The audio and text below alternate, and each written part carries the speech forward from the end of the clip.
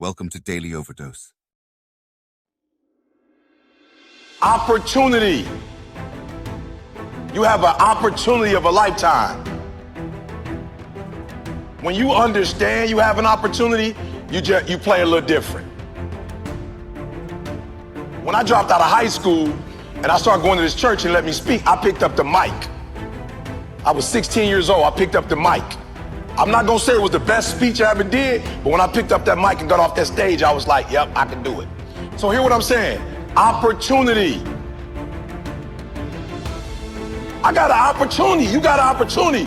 So here's the deal, when you have an opportunity, why would you give 80%? Why would you give 80%, 70%? Why wouldn't you always give 120%? It's sports, it's basketball. Why wouldn't you give 120%? You can't dictate if the ball gonna always go in. You can't dictate what kind of game you're gonna have. You can't dictate how your body is gonna respond to moving around. But you can dictate your what? You can dictate your good. You can dictate your, you can always give 120% effort. And every day I want you to wake up and not just go, I'm sweet like that. I want you to go, I'm not just going with skills. There's a one type of dude who feel like because he's gifted that it's just an automatic road for him. And let me tell y'all something. You are gifted, but you gotta humble yourself. You gotta understand that pride comes before a fall. You may get it, but right now what? Oh, I can't hear y'all. You may get it, but right now what? You don't have it. That's not what gets you in the league. Not what you were born with. You got skill and you got will. You got skill and you got will. Two total different things. You were born with certain things, but to get to the next level, and not just get to the next level, to stay at the next level, you gotta have will.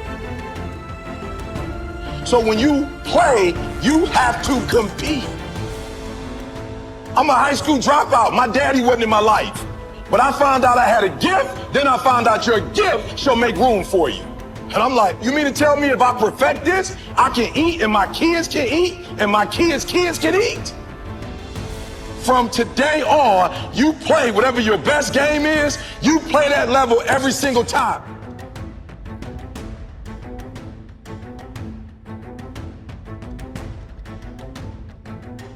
So some of you like me, I ain't have my daddy. Right, I'm from Chicago, South Side. I had my father in my life. I don't know who my grandfather is. My mom got pregnant with me at 17 years old.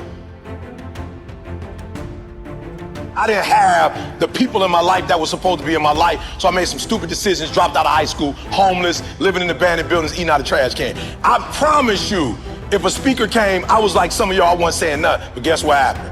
Guess what happened? Yup, one day I got a why. I got married, I had a son, and everything changed for me. That's why I'm asking you, who do you love? So when people ask me, E.T., why you get up at 3 o'clock in the morning? Why you putting videos up every day at 3 o'clock in the morning on Instagram? Number one, because I want to be the best that ever done it. Like, I honor my craft. I want Dr. Martin Luther King to look at me and go, that's it, kid. I want Malcolm X to look at me and go, that's it, kid. Just like you got the Hall of Fame in basketball, I want to be the Hall of Fame in speaking.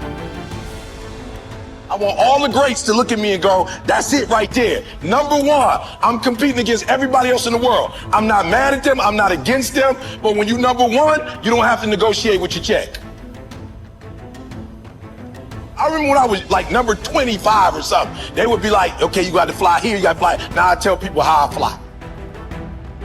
I tell people where I stay, where I don't stay. So number one in the world, what happened? One day I woke up and was like, I got to do this for my wife. Like, I don't know what happened, but she called me like, yo, E, I'm lost. I'm like, what you mean we lost? We live in Lansing, you can't be lost. She's like, I'm lost, I got a brain fog. Took her to the hospital, found out she had MS.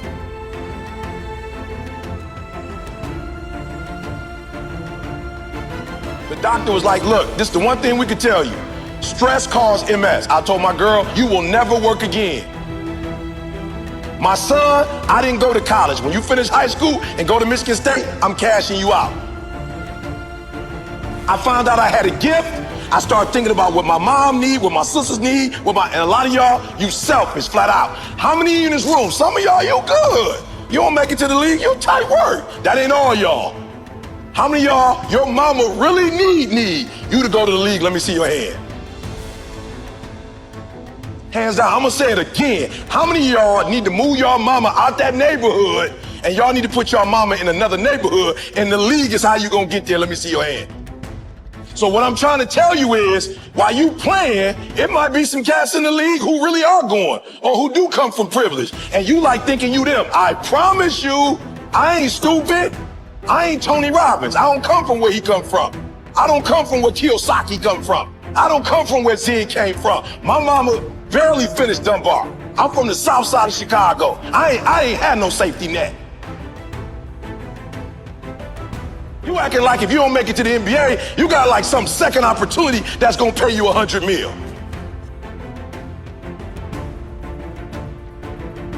How many of y'all in the room right now, your mama got a safety net? So, other than you making it to the league, you got another way where you about to make $100 million. Let me see your hand real quick. For real, because that's what you acting like. Now, if your parents got that, hey, you good.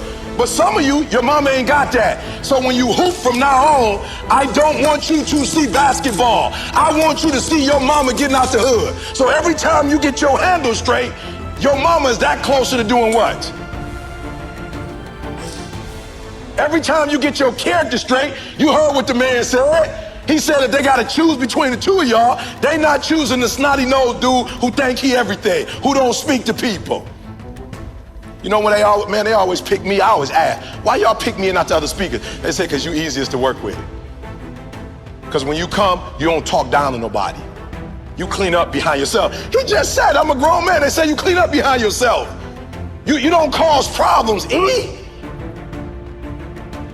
Number one, this is not about basketball. This is about who? Yourself and then who? Your family. So the days you don't feel like working out, it's easy. How do you get motivated? How you get pumped up? You think about mama and that feeling on draft day. And which one is more important? You get some rest or mama coming to the draft? I'm just being real. Which one is more important? So somebody locking you down, you trying to score and they locking you down. Like in your mind, you got to go, uh-oh, this ain't just about me getting locked down. This is about mama not having what? This mama not having what? Food. So at halftime, when coach go back over the stuff, when you come out, what you got to do? You got to kill.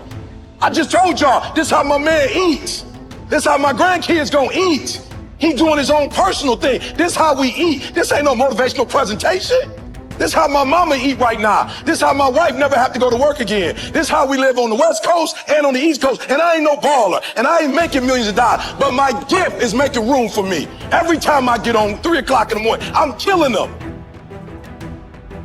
Tony Robinson can't keep up. He's a phenomenal speaker, but he ain't from the Chi. He can't keep up. My motor.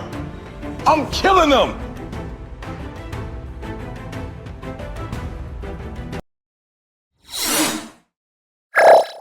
Thank you for watching our videos. Please like and subscribe to our channel so you won't miss another video.